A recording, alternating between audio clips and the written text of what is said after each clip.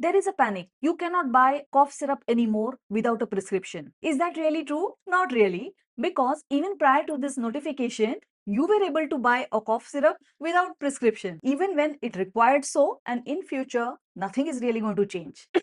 Let me tell you why nothing is going to change. Hello, I'm Shweta Purandare, and in today's video, I'm going to decode the recent Schedule K notification issued by the Ministry of Health and Family Welfare, where the word syrup has been dropped for item 13, clause 7. I will explain what this regulation really means, why this change was made, what does it mean to consumers like you and me. Watch the video till the end because I'm going to suggest 5 things the regulator should have done than dropping syrup over this cough syrup tragedy. Let's get started. Let's get into flashback.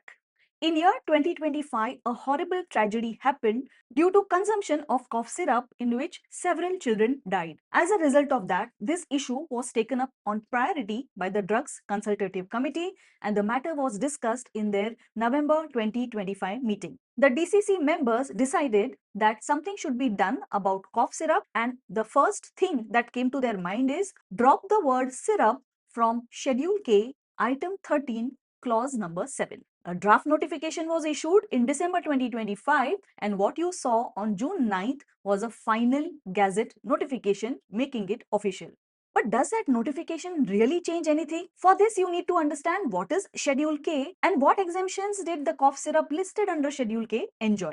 This is Drugs and Cosmetics Act, and Schedule K is one such schedule which provides certain exemptions to drug products. Item number 13 and specifically item number 7 under that pertains to syrups, lozenges, pills and tablets for cough. Generally, allopathic medicines are required to be sold through a pharmacy and the dealer is supposed to have a license. However, under Schedule K, these cough products are not required to be sold by a licensed dealer. But there are certain caveats to that, and that is they can be sold only in those villages where the population is less than 1000 and there is no licensed dealer in that village. Second caveat is more important because it states that products with ingredients falling under Schedule H, G or X do not enjoy this exemption. Now, what is Schedule G, H and X? Let me explain in simple language. Drugs falling under Schedule G or Schedule H both require a prescription to be sold. Under Schedule G are listed ingredients which have to be taken under supervision of a registered medical practitioner only. Cough syrups with ingredients falling under Schedule G or Schedule H both are required to be sold through a pharmacy only, and that too against a prescription. There are quite a few antihistaminic, anti-allergy drugs like chlorpheniramine maleate, diphenhydramine that fall under Schedule G classification, and these do not fall under Schedule K as well. Many popular brands like Corex, Grillintus and Benadryl have Schedule G ingredients in them. Schedule H are plainly prescription products. Bronchodilator drugs such as levosalbutamol, terbutaline or anti-allergy drugs like cetirizine, which are commonly found in cough syrups, are under Schedule H. So naturally the next question is, which cough syrup exactly is getting impacted by this latest notification by the Ministry of Health and Family Welfare? Here I would like to inform you that popular cough syrup ingredients chlorpheniramine and dextromethorphan were originally in Schedule H. However, in year 2010, both these ingredients were removed from Schedule H. Chlorpheniramine got included in Schedule G, whereas dextromethorphan does not find mention in either Schedule G or Schedule H. And perhaps that's the only ingredient that could potentially come under the Schedule K notification impact. While Schedule K is applicable to allopathic products and this notification pertains to allopathic cough syrups, you must remember there is a huge market of so-called herbal or Ayurvedic products which are outside the scope of this Schedule K. That means these products would still be freely available beyond pharmacies, in small retail outlets and in remote villages also. Should such cough syrups be regulated or not? Here are the products being sold in the market currently which are very popular and prescribed by doctors, and you are buying it through pharmacies, not necessarily against a prescription. Let us take a look at Coldriff, the product at the center of this cough syrup tragedy that happened in 2025, where many children lost their lives. As per product images in the media, Coldriff product has 3 ingredients, of which chlorpheniramine maleate is Schedule G ingredient, there is phenylephrine, and there is paracetamol. By that logic, this product is already a prescription product. As per Drug Technical Advisory Board meeting minutes of 2024, chlorpheniramine maleate and phenylephrine cannot be given as a combination in children below 4 years of age, and such products are required to have a proper warning statement on their packaging. Not only Coldriff was a prescription product, it was also prescribed by a medical professionals, and despite that, many children lost their lives. So who is the real culprit here? It was the contaminant in the solvent. Polyethylene glycol is very commonly used as a solvent in syrup formulation. Mind you, it is used in all types of syrup formulation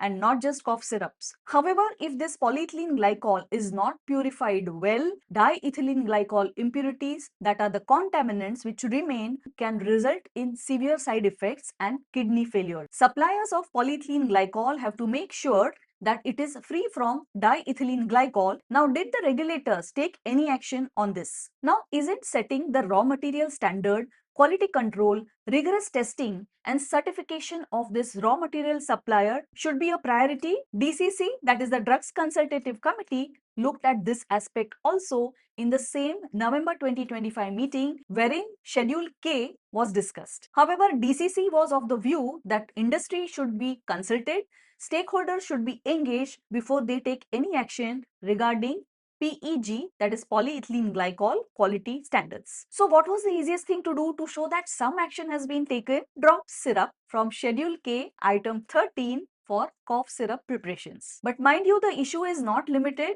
to only cough syrup, but it is common to all syrups using polyethylene glycol as a solvent. So does the new notification affect you or me in any which way?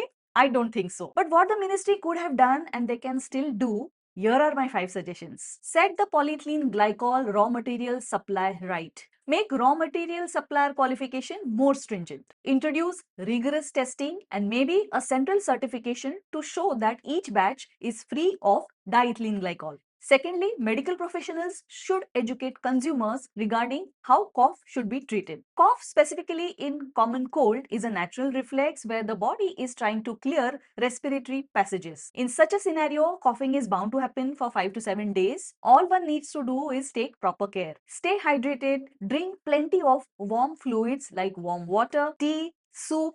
Drink turmeric shots, soothe your throat with traditional kadha containing ginger and licorice, and rest well.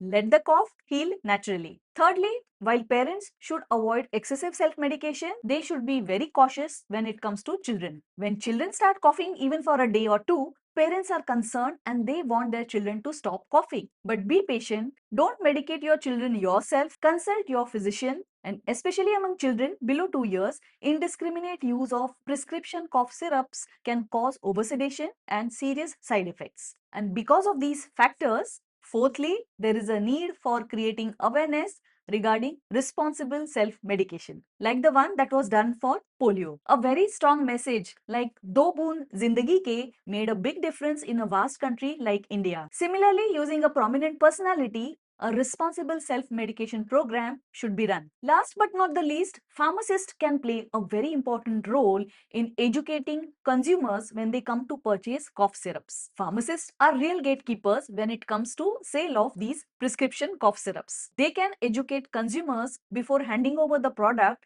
and tell them about the do's and don'ts, precautions to take, and especially what precautions to take when administering cough syrups to children. So as a result of this notification, nothing much is going to change because all Schedule G, Schedule H cough syrups will continue to be sold through pharmacies only. Perhaps earlier you were able to purchase these without a prescription, and going forward the pharmacist might insist on you procuring a prescription. Thirdly, this is not going to affect any of the herbal Ayurvedic products, so those will continue to be available in pharmacies and beyond. Remember, don't self-medicate your cough with prescription cough syrups and don't over-medicate children. Always consult your family physician.